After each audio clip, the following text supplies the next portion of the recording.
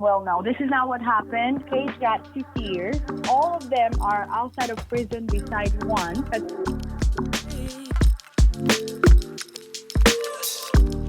Welcome to More Than an Inmate's Girlfriend, Season 2. Yay! We made it. AJ is joining me today. How was your summer, AJ? It was good. It was really busy, I feel like, but it was good. Yeah. I'm so excited about this season. I think it's just like we're expanding a little bit and growing and talking to new people, different people. Do you want to kind of elaborate on that a bit? Well, I don't want to give anybody away, but we are definitely expanding. I know that we've done a lot of interviews with solely prison wives, which has been great, and it's been a great experience. But it's nice to get other perspectives from people that are affected by the prison system. So we have a lot of really, I don't want to say intense. How would you say it? Yeah. Very on the edge. Definitely intriguing.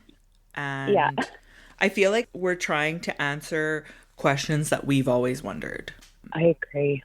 So things about people or their families that are affected by incarceration and their perspectives from different types of people involved at different levels. So I will say just a snippet of one, but I won't say who or what.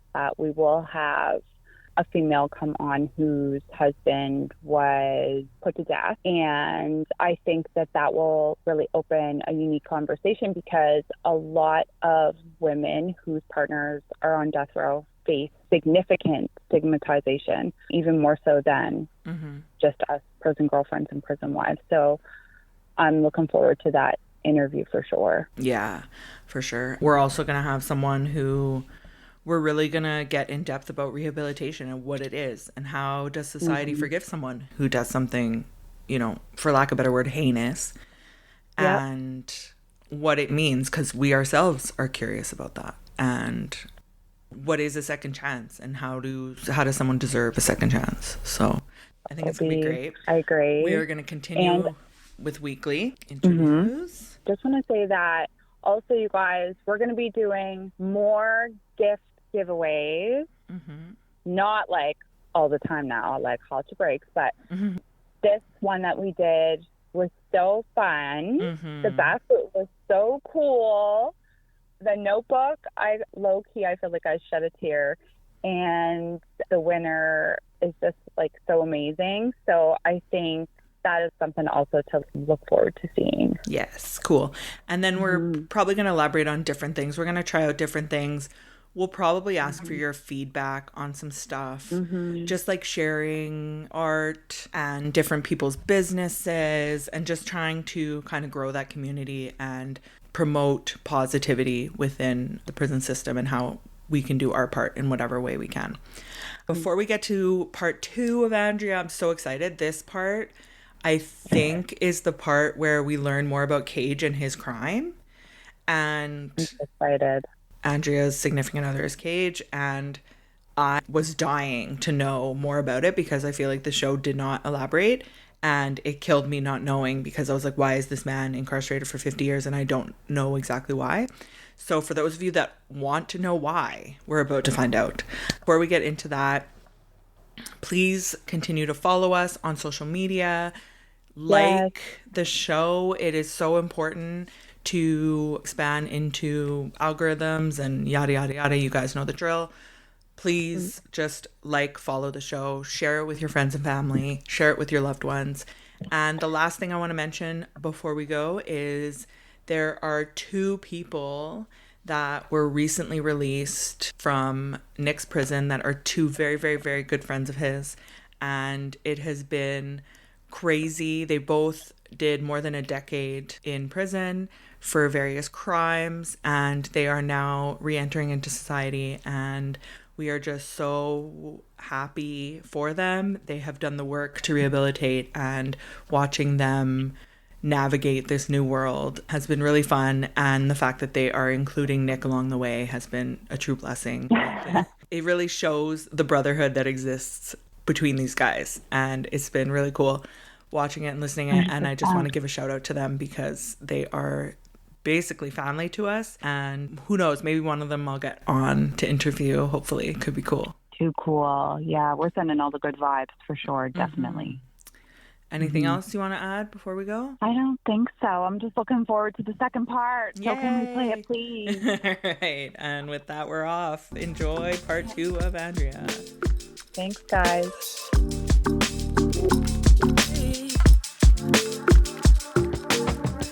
There's certain things that they didn't add. I spoke, and I get a lot of backlash for saying, hey, like, you didn't speak about the juvenile laws. And I'm getting attacked on all this group. Well, I used to when the show came out and I was promoting it, but I was genuinely excited to promote it. I have not seen the cast, and I was just sharing articles on this prison-wide groups on Facebook, Texas ones, and they were like, oh no, we don't want you in our group, like, because you're going to be promoting this and that. And I'm like, okay, like, before even the show came out and I was just sharing the articles, they were already not so happy with me. Right. Okay, I get it. And then when the show came out, they were saying, you didn't speak about this, you didn't speak about that, you're going to get your men in trouble because you're trying to be famous. And I'm like, I'm doing this for my man. He's not a dummy. He's not going to speak on things that could potentially put him in prison. We are aware that he's in prison. We are aware he still has to live in prison. So trust me, like, I would have loved to tell those ladies, like, lady, calm down. He's the one doing time. It's not you. So, like, don't tell me I'm putting my mind. Like, I wouldn't do nothing without his approval. Like, I'm not crazy. Like, hey, let's just go, on a show and just, no, it was not like that. Obviously, Cage is not going to speak about, I'm going to speak about it. I try to speak about what's happening in prison. I try to speak about racism and how unfairly Hispanics and Black people get treated in comparison to white people that are doing the same crimes, are getting like half of the sentences that the others get. But they didn't care to put any of that on TV, right? So that is totally not my fault. I did my part, and I was so proud of myself for speaking my first time being filmed, and I actually felt comfortable, and I was being myself. Right. I wasn't trying to be someone that I'm not. And it was not on TV, so, now they wanted to make it seem like a big drama with my parents. My parents, obviously, they're my parents. They're always going to be worried about me. They worry about my future. They hate the thought of me going in the future, moving to America and being by myself. And they worry about starting a family. They are saying, hey, like, you're approaching your 30s. So these are conversations that either if I was not with Cage, for example, they would still be worried about me. Now, this is a different situation because they love Cage and they want to help. My parents have been looking for lawyers. They have been looking, and bless them, they don't know the laws. Like, they're always trying to help. They want to go see him soon. Oh, they haven't gone? They want to go and see him this year, possibly, maybe the next. And it'll be the first time? Yeah, it will be the first time. They saw each other by video visit and all that. But, like, they're very supportive, as supportive as they can be. And they know that he makes me happy. Now, there were times where, we've had arguments, but it was never to the point where, hey, like, what are you doing? Like, they know I'm happy. My parents just want him to be home. And they just worry about me, which is a normal thing to do. But they were never against us. They were never against this relationship. Mind you, they even accepted to be on the show, which not a lot of other parents did or would do. But, because they love me, and they did this again, like I have mentioned, hoping that this could help. And obviously you have to understand it's overwhelming. English is not their first language. They get all these questions about, what if Cage is never coming home? And all these things that are, they're making them feel in some type of way. And it's just, even if they say it's docu-series, it didn't feel like it when it all came out. Did you get to see the edits before, or did you watch the show for the first time and that's when you saw what was going to be on it? Okay, so the first episode ever that had us in, which was episode 2, they did call me and they shared it. Okay. And it was all right. It was fine. I was excited about it. But after that, I didn't see anything anymore. And it's been kind of upsetting because Paige was the only one that got to have an in-person interview. They went to interview him in prison. And everybody was telling me what an amazing interview he did. And they didn't put much of that on TV. So yeah, that was kind of disappointing because he was talking about Paige is extremely intelligent, like extremely. He's so smart. And it's sad because I would have loved to see that too. I never got to see that either. Always do what you feel. If I were to give an advice, if you feel like you should do it, but remember to be strong and just be prepared. Right. Yeah. And was it hard for you to get permission to get him filmed?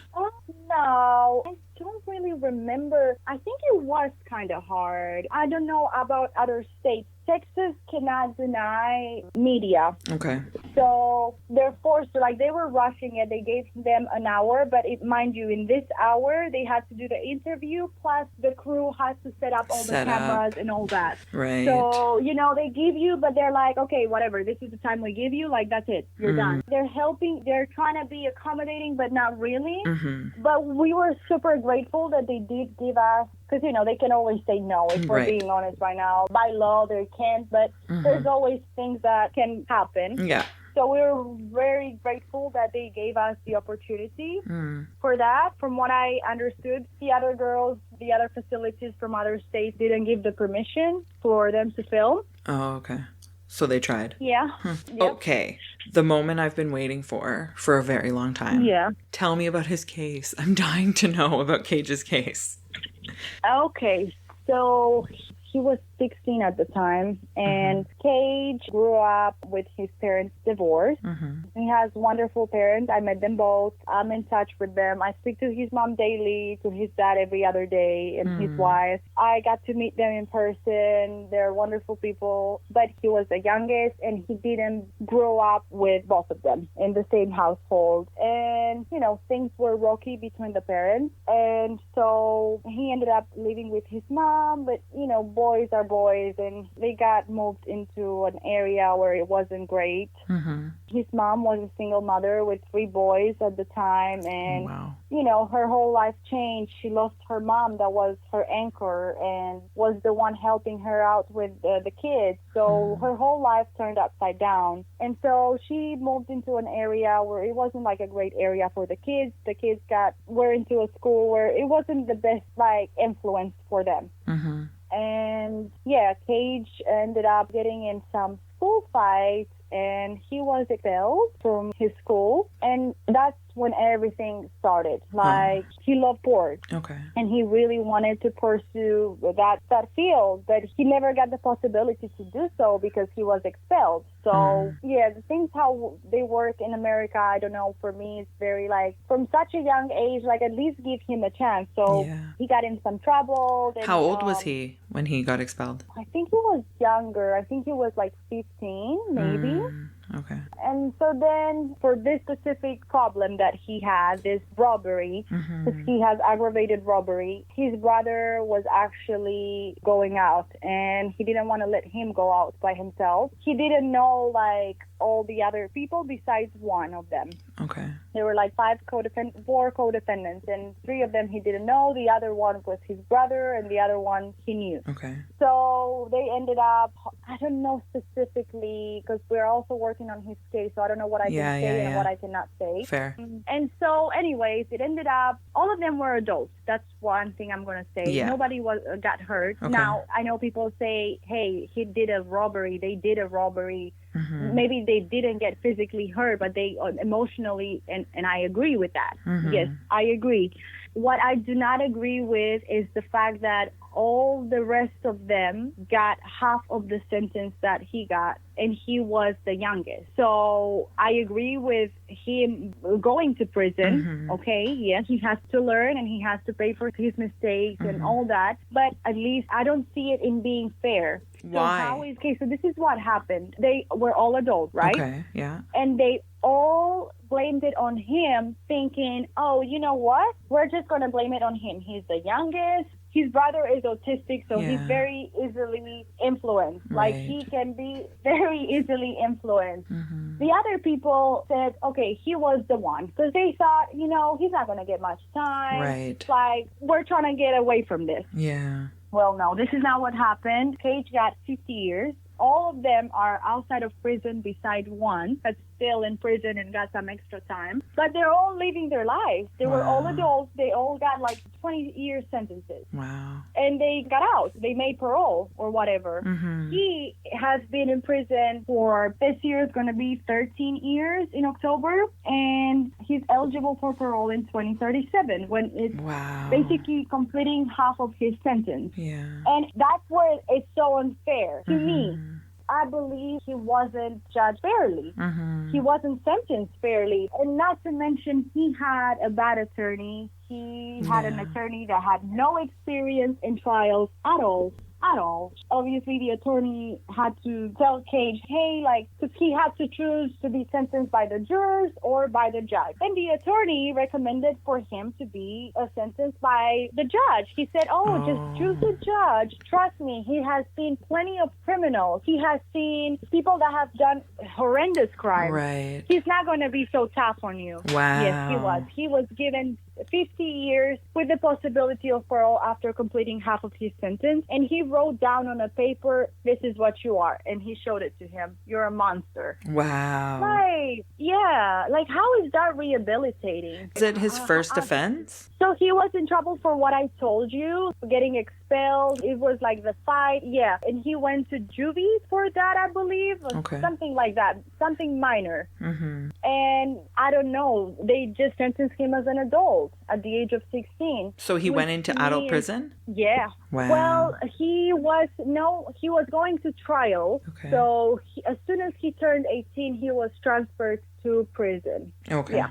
Because we were talking about this. Last time I went to see him, the last day, it was an emotional roller coaster. It just hit me so hard because it always gets harder. It never gets easier. That's one thing I'm going to say. Mm-hmm. It only gets harder and harder. That's for sure. At least for me. I don't know about others. Okay. But this last time that I went to see him, because he only gets visits on the weekends, Saturdays and Sundays. And on the Sunday, I went in there. We were having a wonderful time. And then I saw a table. I couldn't help but look. There was this super young guy, because he just came in and he sat down, so he was next to us. Mm-hmm. And then his family came, like his grandma was in a wheelchair, and the dad and the other siblings, and he looked like a kid. Oh. And I started getting really emotional, and Cage is like, baby, like, what's wrong? And I'm like, he's a baby. I said to him, he's a baby. And he's like, he's probably going to be out of prison in 2 years. And I said, I don't know. But, well, Cage,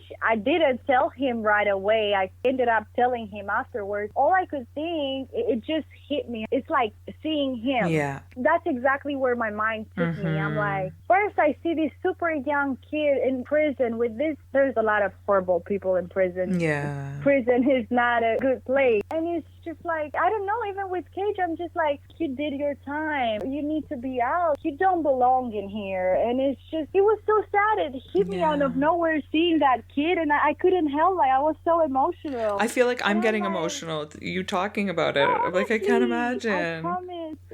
Like, that's It awful. was so, yeah, I'm like, wow. I said, baby, you don't get it. Because I ended up telling him, I'm like, baby, you don't get it. Like, when I see, I had tears in my eyes. Yeah. I said, I see you. I'm thinking of you. Yeah. You were a kid. As long as tough as you might be, or you had to be, or you had to force yourself to become a man, you were a child. Yeah. And another thing, I'm getting emotional. Another thing, because I never thought of prison like that, you know. And then I was thinking like, because every time I joke with him, and I'm like, baby, can you please take me with you? Or I tell the POs, the guards, I'm like, can I please go back with you? Or like, but I was just thinking like, I wonder, because he comes through this door and I can see, but you see like some white walls, and I'm like, I imagine how it would be to walk down with Cage. Yeah. And all I could feel for like a second, I felt like, I think I would be terrified. Yeah. I think I would be scared. Me I too. think like it's such an eerie feeling. I couldn't help but think how they feel, how he must feel when I leave him. Yeah. And I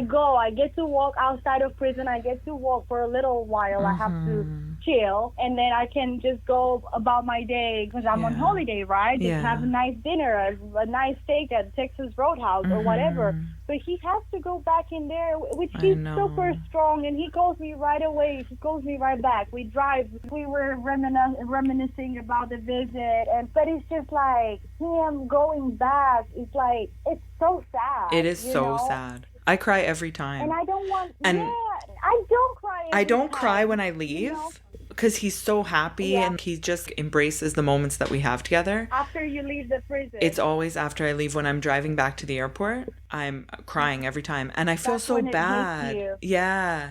And I remember the first time I saw him, it hit me in the airplane. So I'm like in the airplane and I brought my friend with me. So she was next to me and I'm just crying and I can't stop. So I'm like trying and I've just got tears just flowing down my face because I'm like, I'm leaving this person and he's back there.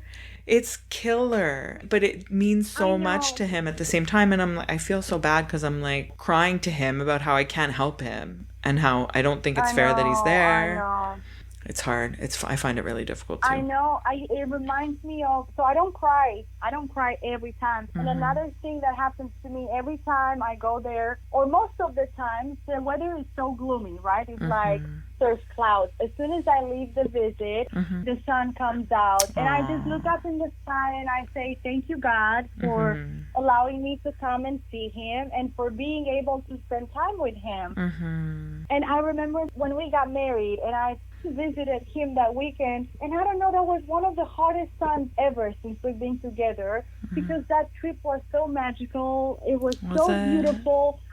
Yeah, and it just felt like I want to get him, like I want him to come home with me. And that day, it hit me really hard as well. But I was at visit already. I started to get like irritated and kind of like I wanted to argue with him about something, but I had no reason to argue. I'm like, and I ended up crying. Aww. And I had all my makeup ruined. Mind you, I had to leave for the airport as soon as I was done with visit. And I had full glam makeup, eyeliner, everything on. And oh my God, I started bawling my eyes out. I couldn't help it. I always do it. If I do it after I leave because I don't like people staring at me or whatever. Do you know horror movies when you see those ladies with the hair down, with their mascara coming down? There was a kid that was the CEO that day. He was scared to come and tell me that the time was up for the visit. Oh my God.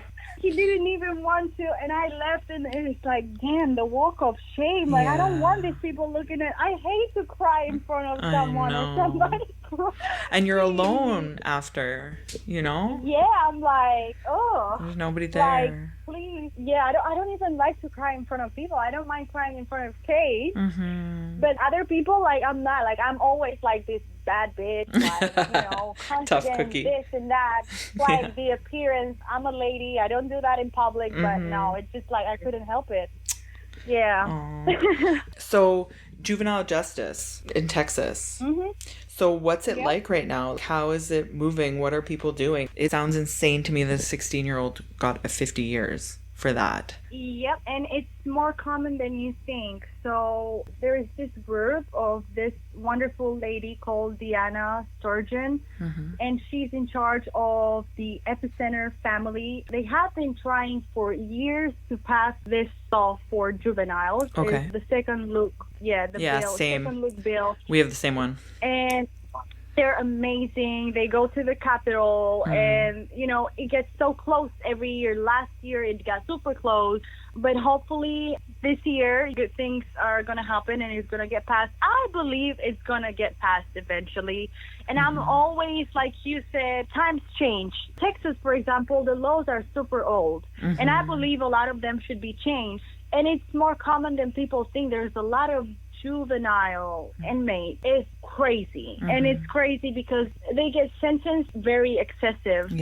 Very excessive. And it's really sad. It's really sad because also then there comes the parole board that is known in Texas for not being super nice to them. And I don't know. It's crazy because there's people that commit horrendous crimes and they make parole.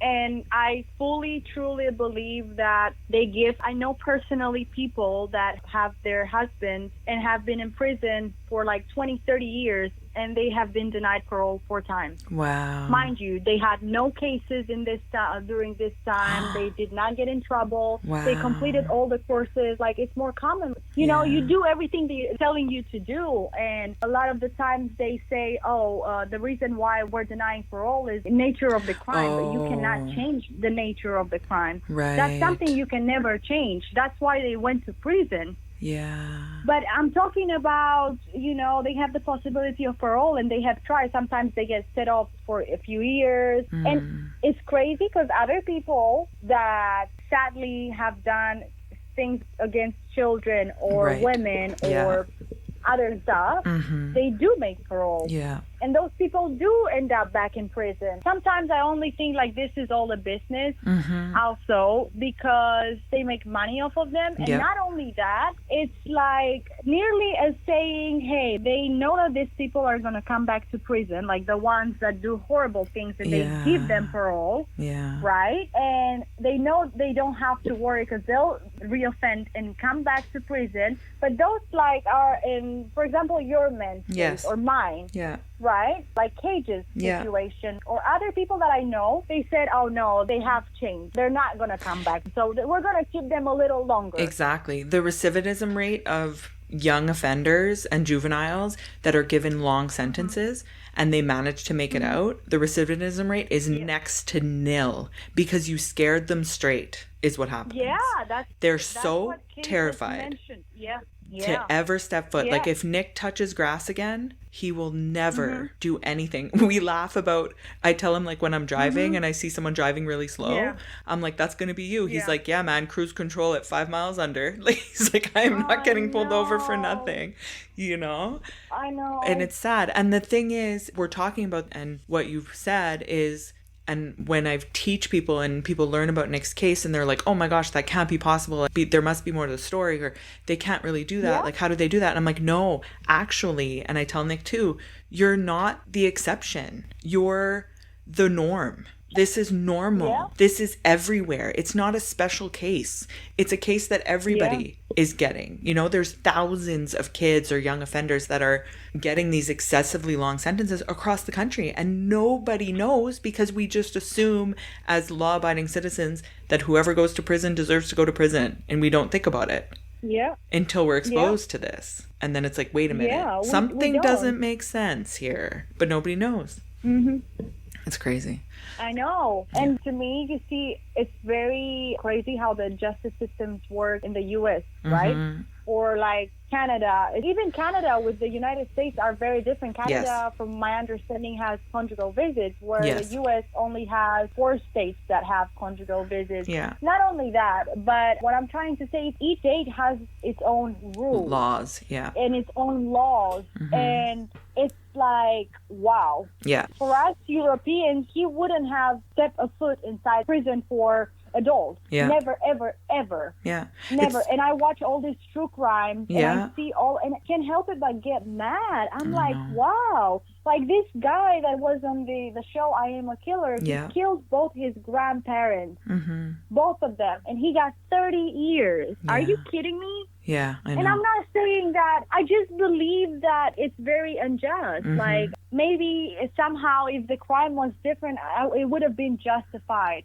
for me. Exactly. Like, I don't know. It's crazy. It's just, you have taken his whole life away. And how is he gonna, I don't know. Prove himself even. It's insane. You know, he has no opportunity.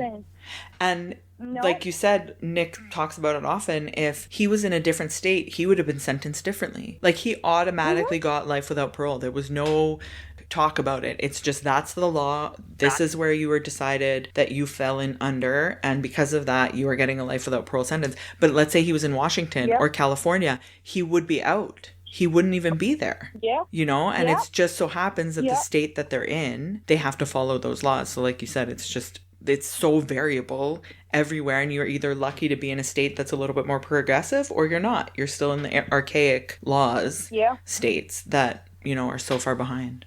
For example, came across this page on TikTok where it's showing inmates from Arizona and the charges that they have for, smoking or selling the green stuff. And it's just like crazy because there's other states that got legal. Yeah, exactly. And it's insane. Yeah. It's just insane. And the other thing that I think is really important to note when it comes to juvenile justice is, like, I'm sorry, but if you came from a house that was white picket fence and parents were married and everything was good, they wouldn't be ending up in this situation. Like, these kids were brought up in circumstances that made them where they are, and nobody helped them. And then instead of you realizing that they're on this wrong path and their brains are still developing, so they have the ability to grow and be different if they're just helped and shown that there's another side, there's another way. These are just hurt children. That's all they are. It's children that are hurt and want to feel connected and end up with the wrong crew because they want to feel loved in some way or another.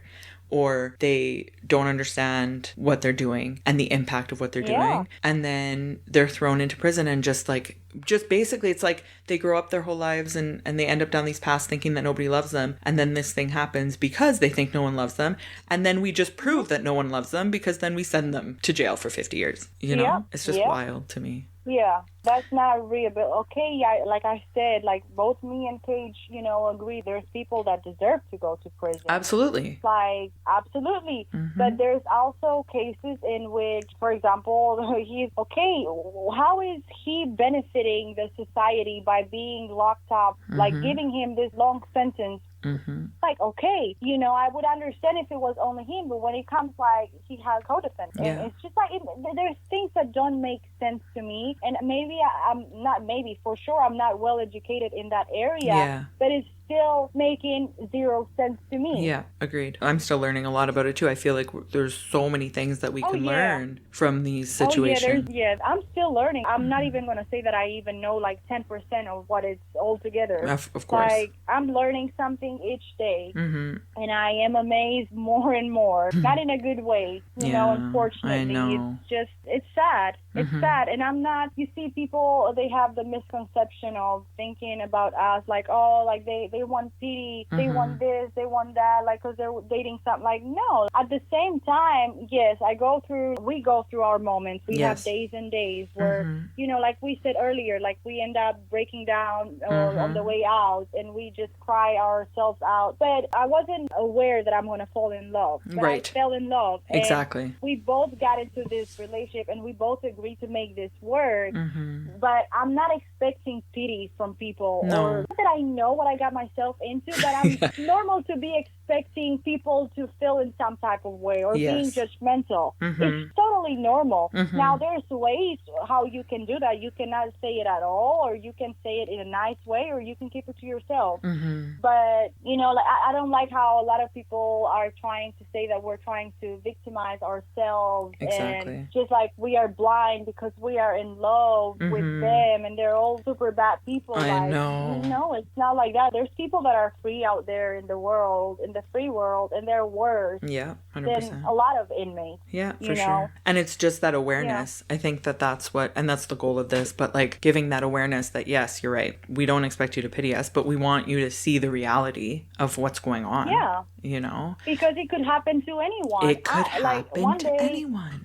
It could happen. There's still somebody's kids. There's, that's one thing about Wendy, which is our wedding officiant, and she has become one of her and her twin, they're two twins from Texas, and they're two of my favorite ladies ever, and, they get judged a lot also for performing ceremonies for people in prison and for loving an addict, for example, because they're dealing with that in their families. And something they always say, they're somebody's child, and it's true. People don't realize, people say, oh, they put themselves in that position. Like, don't do the crime and you won't do the time or something like that. It's like, it can happen to anyone. I worry because in the future, I want to be a mother. I want to start a family. And we'll have to live in Texas because obviously, when Cage has home, he'll still have to parole and will be forced to live in Texas. And it's scary. It's scary to think that, you know, one day I'll have a son where, God forbid, we'll get in trouble and we'll end up in prison for, you know, and I'm not saying, because a lot of the time, yes, they come from family with problems, but there's also kids that, you know, have good parents or like it's all, you know, the wrong time and the wrong place. And it's just like, it's scary. It's a scary thought. You kind of answered my question, but before we go, I wanted to ask you, what is the future? What are you guys working on right now? So, what are your hopes? Yes, like I said, we're both studying. Cage also has started his HVAC studies for air conditioning and all that. Yeah. We have some business plans, business ideas that we would like to put in practice when I move over there. I want eventually to move over there to be able to be closer to him and visit him more often because we are spending a lot of money on flights and just being able to see him each weekend. Like, I'm the happiest when I'm with him, to be honest. And it's priceless.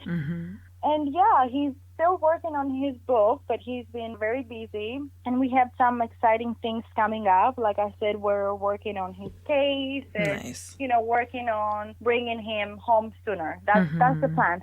Nice. Yeah. Well, thank you so much. I pray for him. I hope that something positive comes out of it.